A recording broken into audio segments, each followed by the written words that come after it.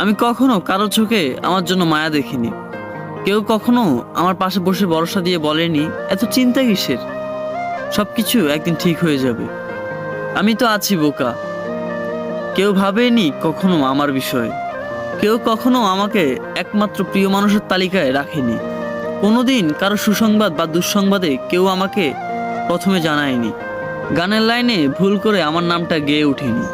আমার এমন কোনো বন্ধু নেই যে কিনা আমাকে অনলাইনে অ্যাক্টিভ না দেখলে অস্থির হয়ে যাবে, ঠিক আছে কিনা জানার জন্য উতলা মেসেজ দিয়ে ভরিয়ে ফেলবে ইনবক্স, কিংবা ছুটে আসবে ও শহর থেকে এই শহরে শুধু আমাকে দেখার জন্য।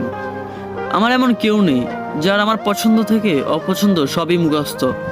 জন্মদিনে সবার আগে উইশ করবে, মন খারাপটা ভালো করে দিবে, গুরুত্বের লিস্টে আমাকে রাখবে সবার উপরে।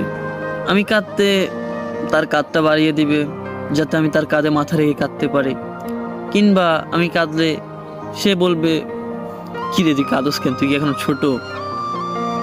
জানেন, এরকম কাউরে পাইনি আমার জীবন। আমি কখনো কারো প্রেমিক হতে পারিনি। আমার জন্য কখনো কেউ বুক পকেটে স্বপ্ন বুনে রাখেনি।